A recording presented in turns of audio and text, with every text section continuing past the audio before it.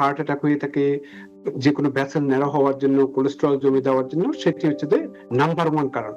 এছাড়াও আপনার যে ব্লাড প্রেশার আছে, ব্লাড প্রেশার যদি আপনার অনেক বেড়ে যায়, তখন কি হয়, আপনার হার্টে যে আমাদের যে আফটার লোড আছে, যে একটা যে লোড ক্ষমতা আছে, এটা অতিরিক্ত বেড়ে যায়, সেটির জন্য হতে পারে। এই যে স্লিপ যদি ঠিক মতো না হয়ে থাকে, অ্যাপনিয়া হয়ে থাকে, মিন্স আপনার স্লিপটা যে ঠিক মতো হচ্ছে না, অক্সিজেনেশনটা পাচ্ছেন না, সেটার জন্য হতে পারে। ক্রনিক কিডনি ডিজিজ যদি হতে পারে, অনেক সময় আপনার এনিমিয়া হতে পারে। হার্টের যে পাম্প করার ক্ষমতা সেটা কমে যাচ্ছে, হার্ট তো রক্ত পাম্প করে, তো এটা কমে যাওয়ার বিষয়টা কিরকম? এটা কি ধীরে ধীরে হয় না হঠাৎ করে হতে পারে? মানে এবং সে কারণগুলোকে আমি আগে কারণগুলো শুনতে চাই। আচ্ছা, কারণের মধ্যে আছে, সর্বপ্রথম হচ্ছে যে আপনার হার্টের কোনো ভেসেল যদি আপনার ন্যারো হয়ে যায়, ফ্ল্যাট জমে যদি এটা সরু হয়ে যায়, ব্লাড সাপ্লাইটা যদি আর ঠিক মতো না যেতে পারে, means coronary heart disease, ischemic heart disease, means again blood যদি করোনারি আর্টারি, যেগুলি আমরা অনেকবার বলেছি, যাদের হার্ট অ্যাটাক হয়ে থাকে, যে কোনো ভেসেল ন্যারো হওয়ার জন্য, কোলেস্টেরল জমে যাওয়ার জন্য, সেটি হচ্ছে যে নাম্বার ওয়ান কারণ। এছাড়াও আপনার যে ব্লাড প্রেশার আছে, ব্লাড প্রেশার যদি আপনার অনেক বেড়ে যায়, তখন কি হয়, আপনার হার্টের যে আমাদের যে আফটার লোড আছে, যে একটা যে লোড ক্ষমতা আছে, এটা অতিরিক্ত বেড়ে যায়, সেটির জন্য হতে পারে।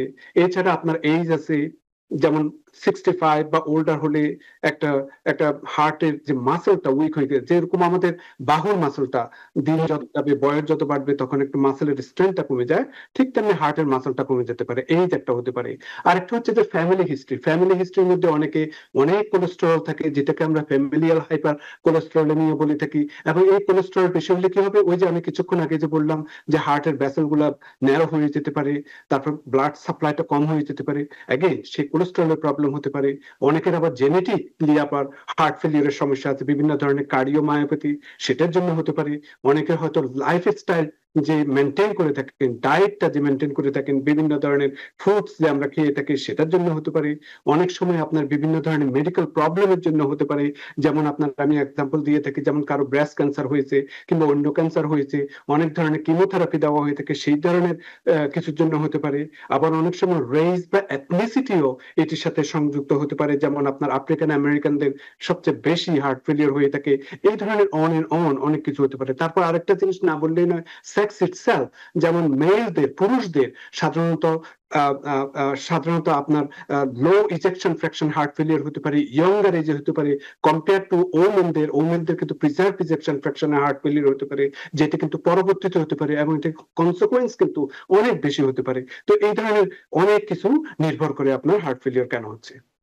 জি, তো তার মানে হচ্ছে যে নানা কারণে এটা কমতে পারে, এবং সেক্ষেত্রে অনেকগুলো বিষয় আপনি বললেন, যেটা বললেন যে একটা মানে বয়সের কারণে হতে পারে, মানে একটা বয়সের পরেও হার্টের যে পাম্প করার ক্ষমতা সেটা কমে যেতে পারে বলেছেন।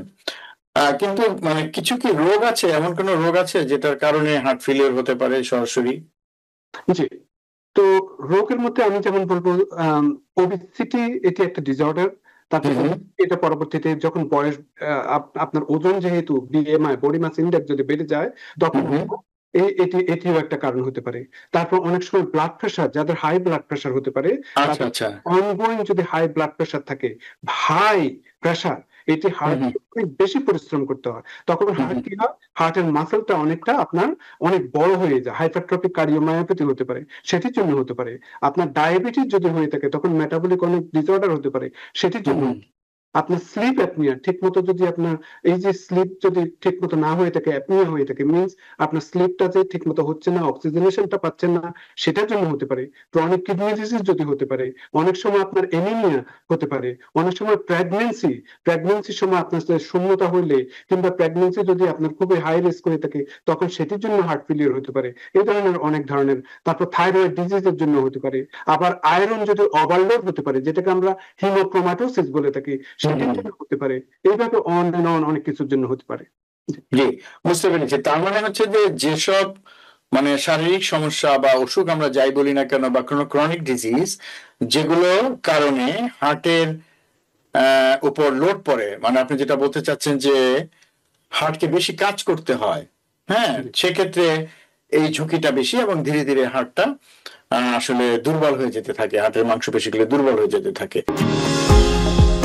নিউ ইয়র্ক থেকে সম্প্রচারিত TVN 24 টেলিভিশন বিশ্বজুড়ে বাঙালির কণ্ঠস্বর।